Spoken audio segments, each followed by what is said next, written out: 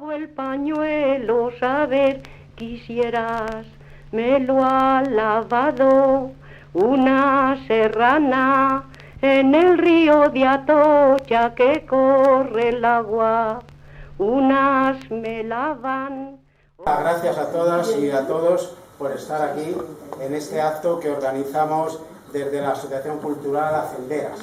Estos son los miércoles de Hacenderas en el Centro Cultural Clara Campoamor.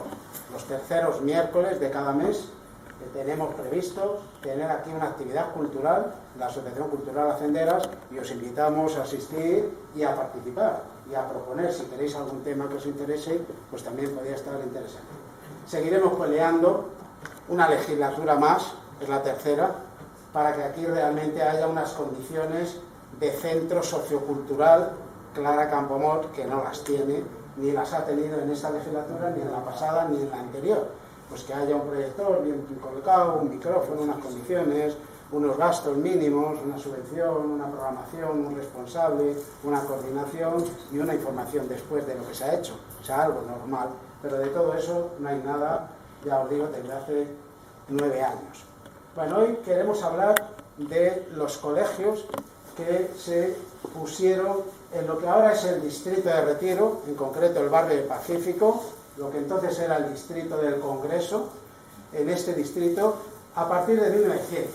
En 1900 se crea el Ministerio de Educación, tenemos un 60%, por decir algo, pero de analfabetismo en España, en algunas zonas más mujeres que hombres en analfabetas, y se crean algunos colegios. En concreto, en 1903 se crean las escuelas Alfonso XIII para homenajear la mayoría de edad del rey Alfonso XIII. Parece ser que tenían previsto poner uno en cada distrito. Había unos 11 distritos en Madrid en aquella época y creo que solo se construyeron 3 o 4. Y uno fue aquí, en el que entonces se llamaba Distrito del Congreso. Todavía lo pone, el Colegio San Isidoro lo pone grabado en la piedra arriba. El escudo que tenía se ha perdido, habría que recuperarlo, no sería nada de más. Y este se inaugura en 1903. Después va a haber otros colegios en el distrito también muy importantes. Va a haber, por ejemplo, la sección Retiro del colegio del Instituto Escuela, lo que ahora es el Instituto Isabel la Católica, por ejemplo. Va a haber también lo que es la Escuela Arte 10, también muy importante, formación profesional. Más adelante vendrán otras como la RESAD, pero en esos momentos, y en concreto en 1933, y ahí vamos a terminar, se inauguran en este distrito actual de Retiro 2 colegios.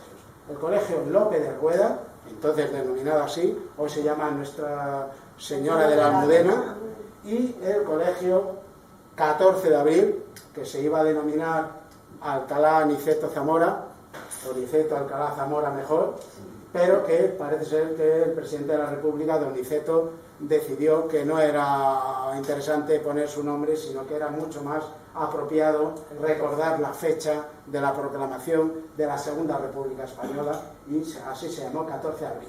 Luego un decreto, en 1938 y 1939, que lo tenéis publicado si queréis, un decreto, ya triunfando el golpe militar franquista, que aquellos colegios que tenían los nombres marxistas y demás, había que quitar los nombres, y en el decreto se decía que en concreto el colegio Grupo Escolar 14 de Abril debería pasar a llamarse José Calvo Sotelo.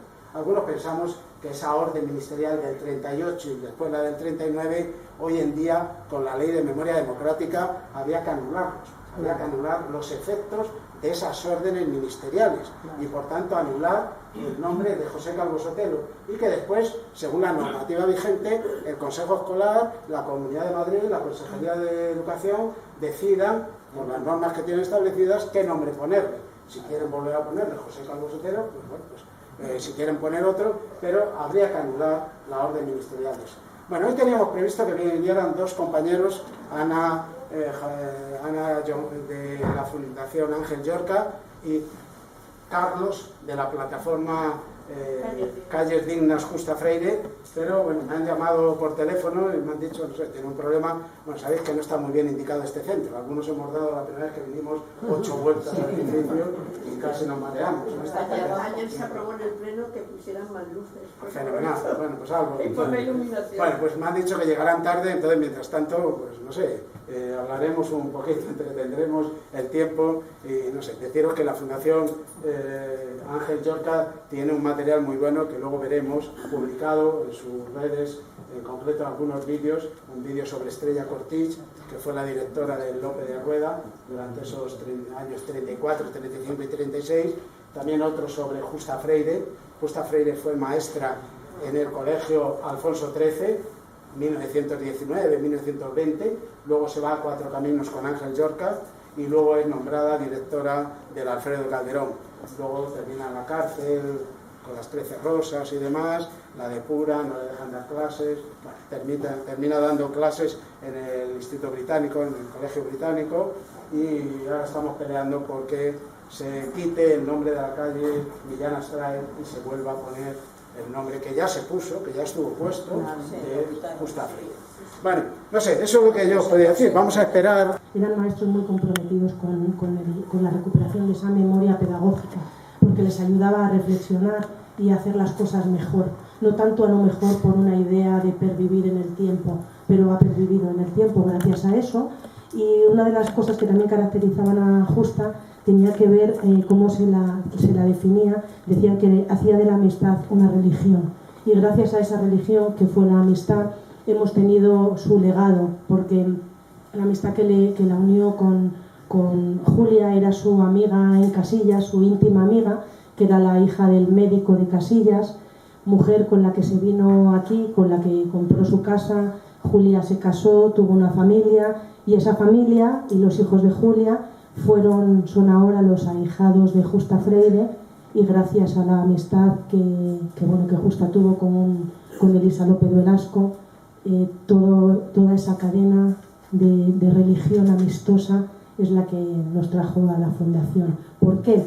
Pues fíjense, es a través de esa amistad con Elisa López Velasco la que transitó los espacios, surcó los mares del tiempo y arribó en una orilla tranquila de una era ya democrática de 1989, y consiguió, con ese hilo de seda delicado y tenue, digno del mejor titiritero, articular los hilos para que, primero, el legado de su maestro llegase a las manos de una entidad democrática con una mirada de renovación pedagógica, y sus herederos, entre los que están sus dos ahijados, hicieron entrega de los viejos papeles de Ángel Llorca a Acción Educativa.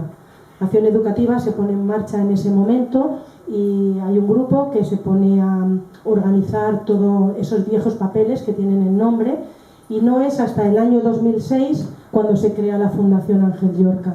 Y ahí, pues poco a poco, también gracias a esa amistad, tenemos también el legado de Justa Freire y de muchos otros maestros y maestras que poco a poco nos van llegando.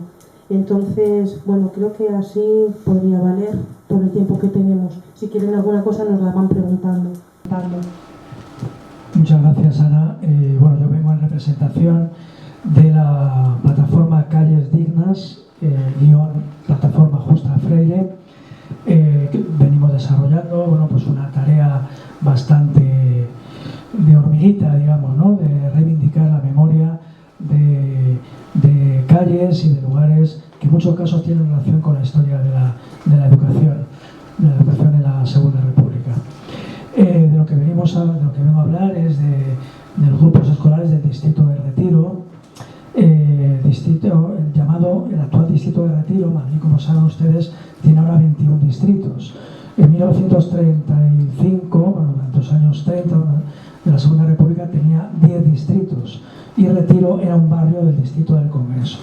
Este plano que están viendo en pantalla, no sé si se ve bien, es un plano de 1935. Es interesantísimo, además por la claridad de la rotulación, ¿no? Nosotros estamos ahora mismo aquí, en los cuarteles del Parque de Artillería. Ven aquí el límite del término municipal de Madrid, con Vallecas, y aquí está la calle del Pacífico, la actual avenida Ciudad de Barcelona, ¿no? estaría el grupo escolar 14 de abril, del que ahora daré alguna información. En la calle Granada tendríamos otros dos grupos escolares de los que luego también hablaré. Y si subimos un poco en el plano, el Parque del Retiro, aquí está la calle Lope de Rueda, ¿la ven?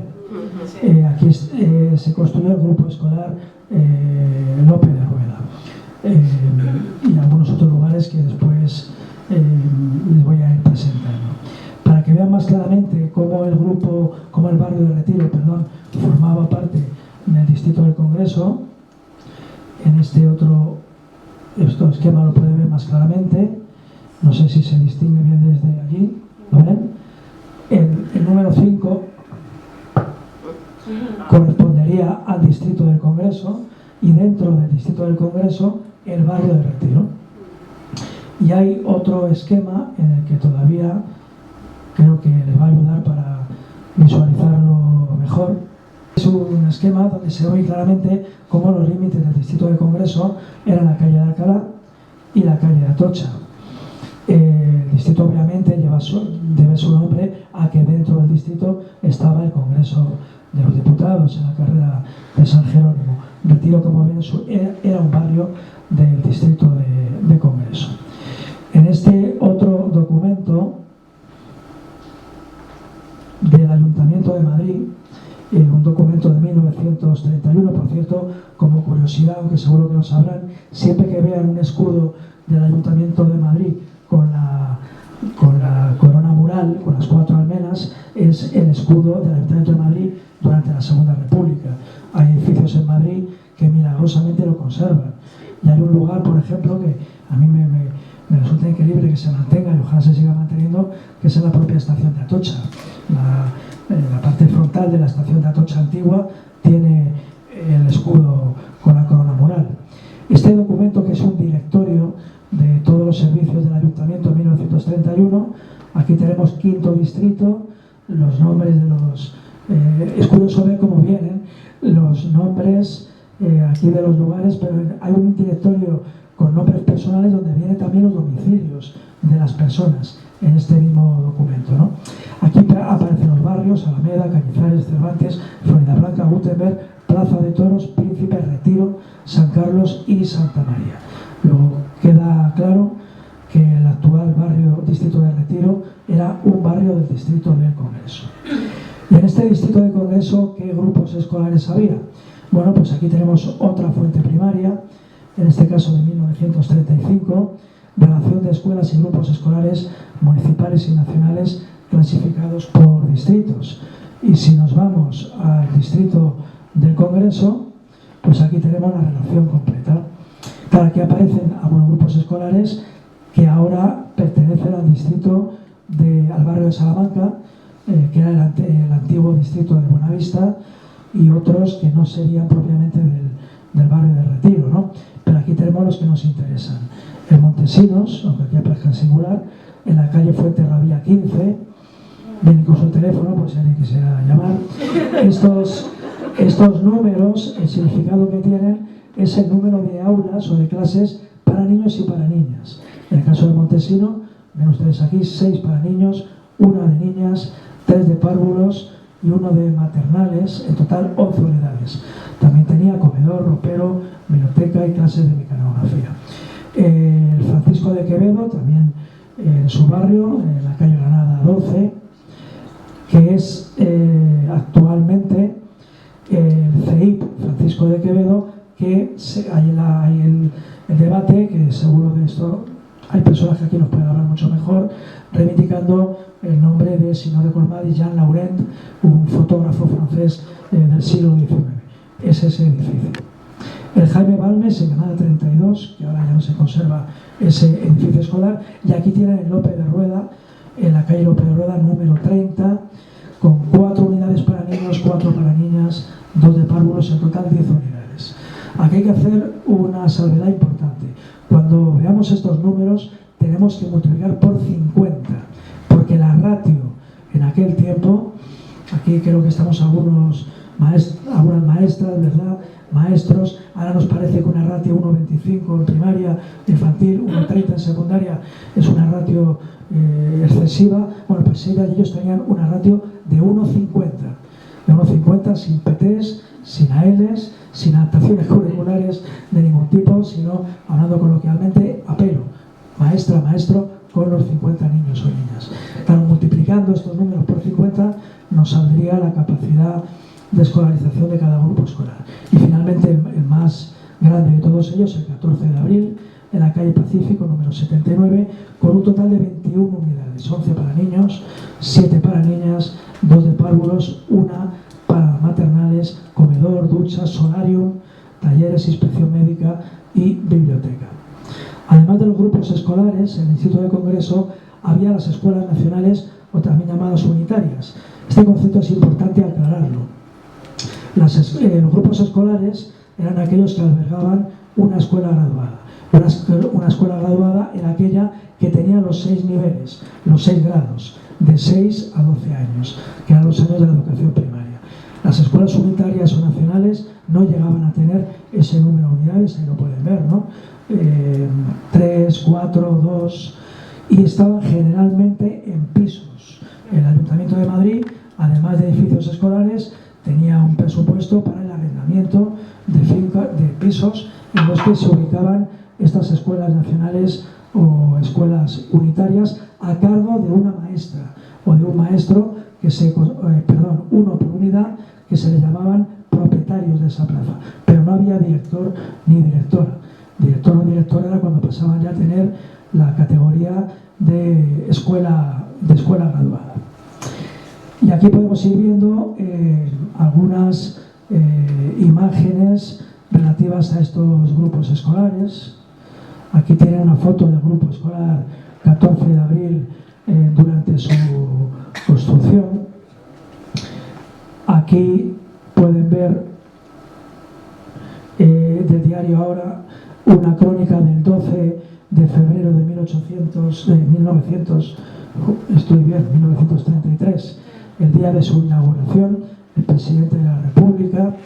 De aquí tienen una foto del patio del grupo escolar 14 de abril con todo el ambiente festivo correspondiente a esta fecha, este acto tan importante, ¿no?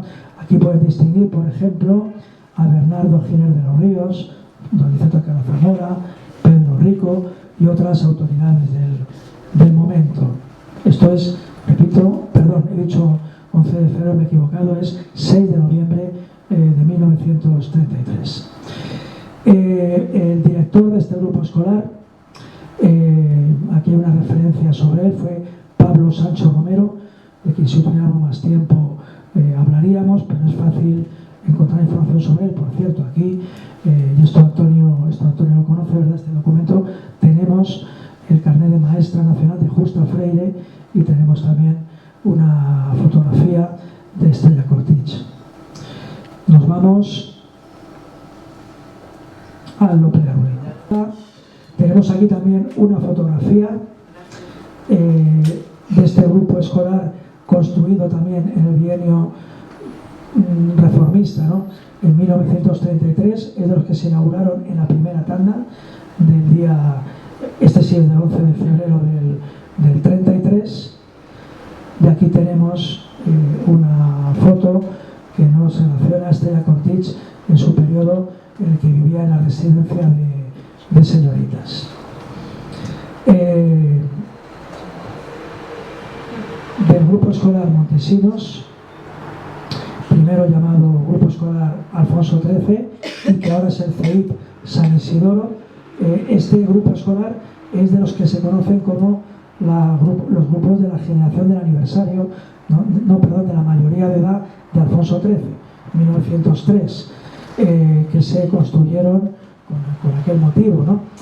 Lo interesante es ver cómo, aunque la República efectivamente no inventa el concepto de grupo escolar, mientras que la República construye en solamente 2 años 18 grupos escolares, la monarquía primero construyó 3 grupos escolares, según como los contabilicemos, podían llegar a ser 5 en 1903 y luego 6 grupos escolares más en la década de los años 20.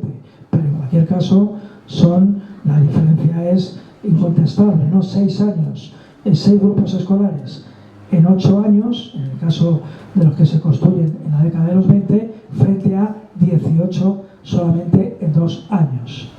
Aquí tienen un documento muy interesante donde el día 30 de abril, tienen aquí la fecha de 1931 con la firma de Marcelino Domingo, se le cambia el nombre al grupo escolar de Alfonso XIII a Montesinos. Y aquí podemos, y no quiero olvidar hacer una mención a Evaristo Fernández Blanco. Evaristo Fernández Blanco, maestro del grupo escolar Montesinos y un gran compositor, un músico. En uno de los paseos en los que hemos ido participando haciendo durante este año, algunas personas nos hablaron, sabían bastante de él. Les animo a que busquen información sobre Evaristo Fernández Blanco, un maestro de música, compositor, que además fue de los que se quedó en ese exilio interior, que yo creo que a veces no está justamente tratado, ¿no? Esta ya es una valoración muy personal, pero creo que hay quizá, ¿cómo decir esto siendo políticamente correcto? Pero es posible que haya una descompensación entre la atención que se dedica al exilio exterior y el exilio interior. El de esas personas, maestras como Justo Freire, músicos como Evaristo Fernández Blanco, que se quedaron dentro del país y a pesar de eso consiguieron hacer cosas como las que, si indagan, van a encontrar que hizo Evaristo Fernández Blanco. Les aconsejo que busquen un programa de Radio Nacional, de estos programas que emiten los viernes, Documentos, creo que es el título del programa, uno dedicado a este maestro. Bien, en definitiva, el distrito del Congreso y el barrio de Retiro, como los demás distritos de Madrid, digamos que podemos encontrar 3 situaciones diferentes en cuanto a los grupos escolares. Grupos escolares preexistentes que se habían construido en las décadas anteriores y que la República, con estos grupos escolares, lo que hizo fue fortalecerlos, ampliarlos, reformarlos y mejorarlos en cuanto a sus dotaciones y, por supuesto, introducir cambios pedagógicos. Y el segundo grupo, la segunda categoría de grupos escolares van a ser aquellos que se van a construir durante el periodo republicano. Los 18 del bienio reformista y grupos escolares que se van a ir inaugurando en los años posteriores al bienio reformista, en el curso 35-36, y aquellos que estaban proyectados para haber sido inaugurados a partir de septiembre de 1936. El distrito de Congreso incluía otros barrios, como el barrio de la Ilipa. Ahí podemos destacar el Leopoldo Alas, un grupo escolar también interesantísimo. Y en el distrito de Congreso, bueno, pues también estaba el barrio de Ventas. Esto nos llevaría a hablar de otros temas, como el de la cárcel de mujeres, al que fueron a parar, por cierto, muchas maestras y maestros que trabajaron en colegios de los diferentes distritos de Madrid. Bien, pues pidiendo disculpas de nuevo por nuestro imperdonable retraso, pero al verles tan tranquilos y tan tranquilas me da la impresión de que no se ha de vivir tan mal en esos 50 minutos de espera. Ahora podemos tener unos minutos para preguntas o aportaciones o intervenciones de todo el tipo. Muchas gracias.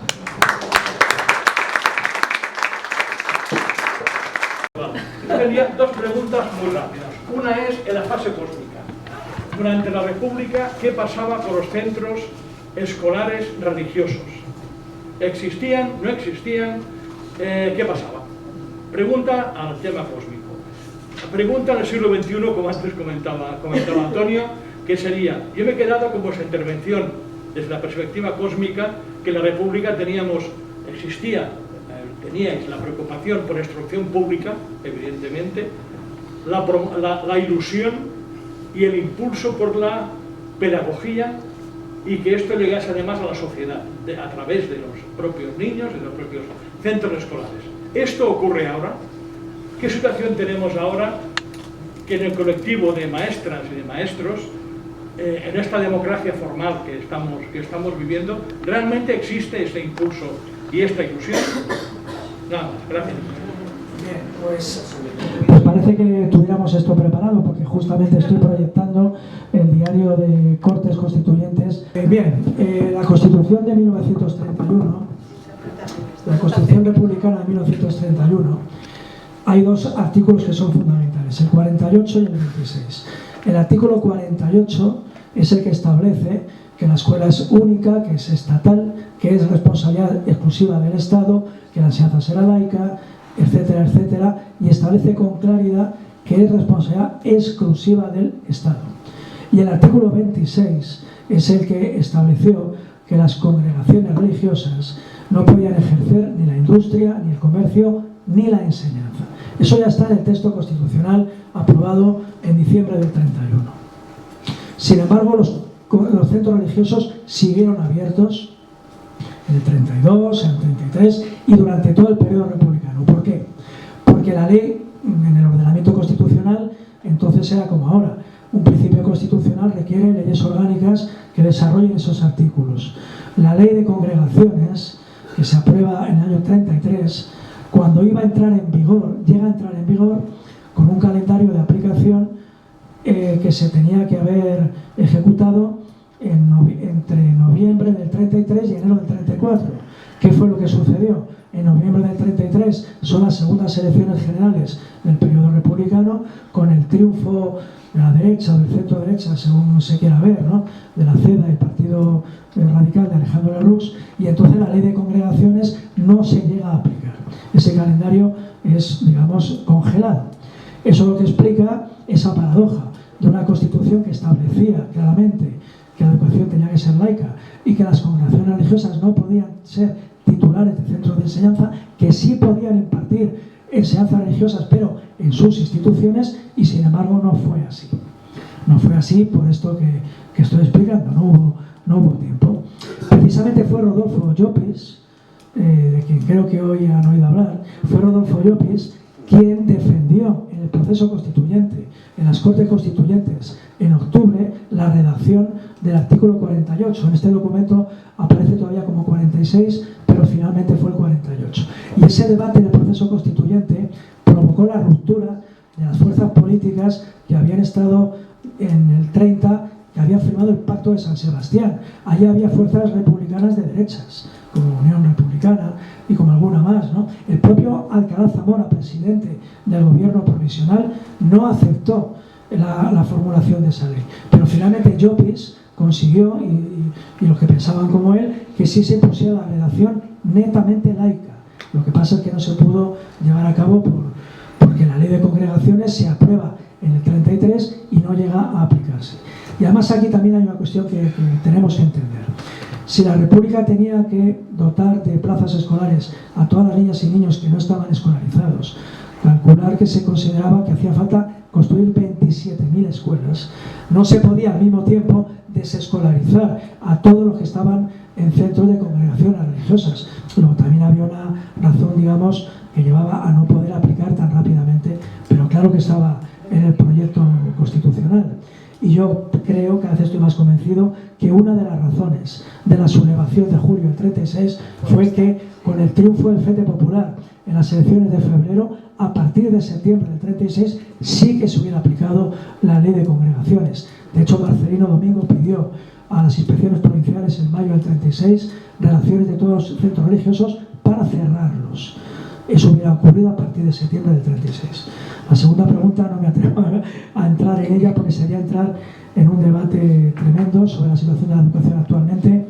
Yo te puedo decir, como profesor en activo, en fin, que mi visión es bastante pesimista respecto a la situación actual de la educación y respecto a la posición que tenemos profesionalmente. Creo que no hacemos lo suficiente el profesorado actual para cambiar las cosas, pero bueno, eso lo llevaría a otro debate. Una pregunta, que no soy la voz más autorizada aquí porque yo no me dedico ahora a la enseñanza y veo a muchas compañeras y compañeros que sí que están, pero por romper una lanza también a nuestro propio favor. Es cierto que también es muy desigual según las comunidades autónomas, esto es una realidad. teniendo en cuenta que las ratios cada vez son más grandes, que la formación de los maestros está un poco regulada para los sexenios, los trienios y todas estas cosas extrañas que tienen los maestros, sí que he de decir que los que nos movemos en ámbitos un poco diferentes, como son los movimientos de renovación pedagógica, bien acción educativa, que ya lo he citado antes, como Rosa Sensat, como la Escuela de Getafe, como Escuela Abierta de Getafe, sigue habiendo maestros y maestras que tienen este punto de partida de estos maestros que estuvieron en la República. Es decir, que todavía el eje central sigue siendo el niño y la niña y la manera entusiasta de buscar otras fórmulas diferentes de enseñanza. Pero es cierto que es muy complicado. Y si hablamos de Madrid, pues todavía mucho más. Madrid horrible. Julia, ¿querías hablar? Sí, quería hablar. Juana. Julia. A ver, yo quería hacer una puntualización solamente por discrepar con lo que ha dicho Antonio al principio sobre la alfabetización, donde había muchas más mujeres que hombres. Por suerte he tenido la oportunidad de trabajar de forma voluntaria la mayoría de las veces, pero haciendo alfabetización de adultos en el barrio de Torregrosa, cuando eran chabolas, con mucha población gitana. Y lo que puedo decir, ¿me oís? No. ¿No me oís nada? ¿Os hablo más alto? Uy, Claro, si te levantas... pues, era discrepar un poco con la intervención que ha hecho Antonio al principio sobre que las analfabetas eran más mujeres que hombres. Y yo digo que no, porque me parece que lo que le pasa a los hombres es que tienen mucha más vergüenza de reconocer que son analfabetos. Y les cuesta muchísimo ir a un aula donde se tiene que medir a la misma altura. Yo creo que el analfabetismo era por igual para ambos sexos. En ese momento, yo estoy hablando de los años 70, cuando empiezo a hacer alfabetización en Torregrosa, que entonces era una zona de chabolas, donde ahora está construido el Carrefour de la carretera de Andalucía, y ahora el barrio se ha trasladado a Cristo de la Victoria, no sé si conocéis esa zona del sur de Madrid, muy cerca del 12 de octubre, con una inmensa población gitana, o sea, una zona muy deprimida de allá, y efectivamente la alfabetización era súper bonito hacer, porque es verdad que había muchísimas personas que no habían ido a la escuela. Buenas tardes. Bueno, yo también soy maestro, he sido maestro en activo, y también el debate sobre la cuestión pedagógica también depende de los lugares y de las etapas. Yo que he trabajado en infantil, está muy extendida la idea de la renovación pedagógica, está mucho más extendida el trabajo por proyectos, en metodología, pero eso no es un debate que creo que es el de hoy. Yo tengo una pregunta, y es, habéis hablado de dos colegios, dos grupos escolares en este distrito, uno donde trabajó Estrella Cortich, que creo que se llamaba originalmente Grupo Escolar Lope de Rueda, inaugurado el 11 de febrero de 1933. Correcto. Y luego otro inaugurado en noviembre, el 6 de noviembre del 33, llamado 14 de abril. ¿Cómo ninguno de estos dos grupos conserva este nombre original, habiendo sido la administración de la República quien lo había pagado, sufragado, construido y tal? ¿Qué razones? Sí, pero bueno, el 14 de abril lo puedo entender, pero ¿y Lope de Rueda? Bien, bueno, pues una pregunta para... Creo que se titula La segunda depuración de los colegios republicanos, que habla precisamente con mucho detalle de cómo fue ese proceso de cambio de nombres. Respecto al 14 de abril, como suelo decir, me alegro de que haga esa pregunta, porque el grupo escolar 14 de abril originalmente se llamaba Grupo Escolar Niceto Alcalá Zamora, y fue el propio Niceto Alcalá Zamora, que por cierto lo tenemos aquí presente, el que en el acto de inauguración dijo que no, que él no aceptaba como presidente de la República que se le diera su nombre a ese grupo escolar. Es muy interesante leer en el diario ahora, la crónica, los argumentos que da. Algunos políticos actuales se los podrían aplicar. Dice que él cree que no es correcto que un político en activo se le dé esa distinción. Y entonces fue él el que pidió que se llamara 14 de abril.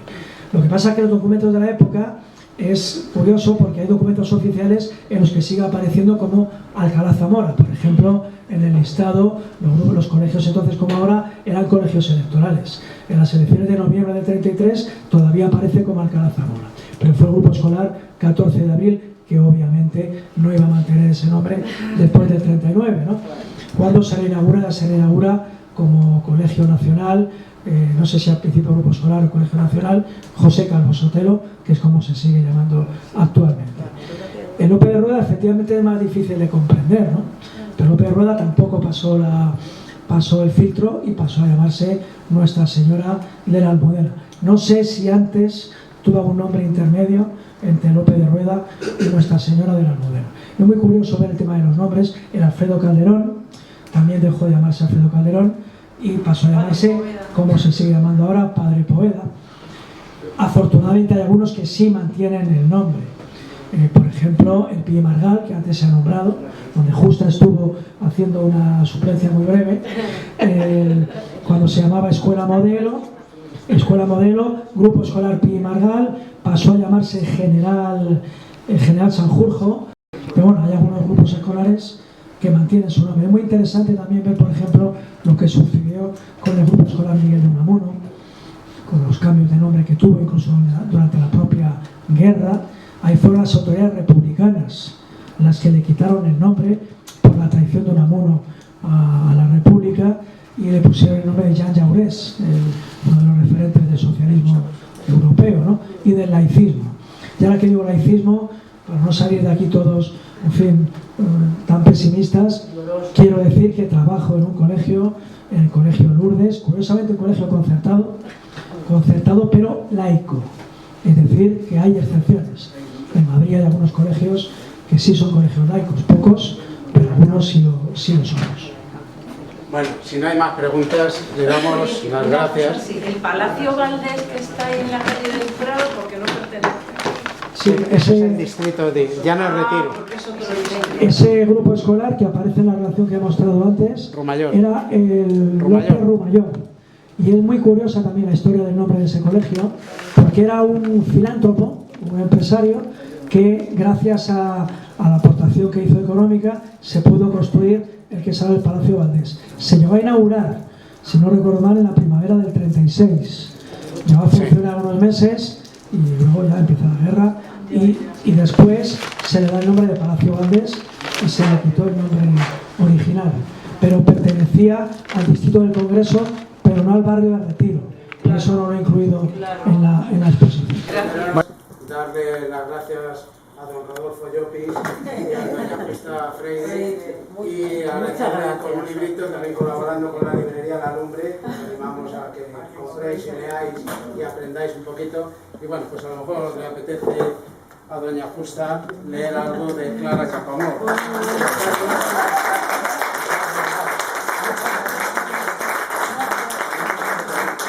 Me lavo el pañuelo, saber quisieras, me lo ha lavado una serrana en el río de Atocha que corre el agua, unas me lavan.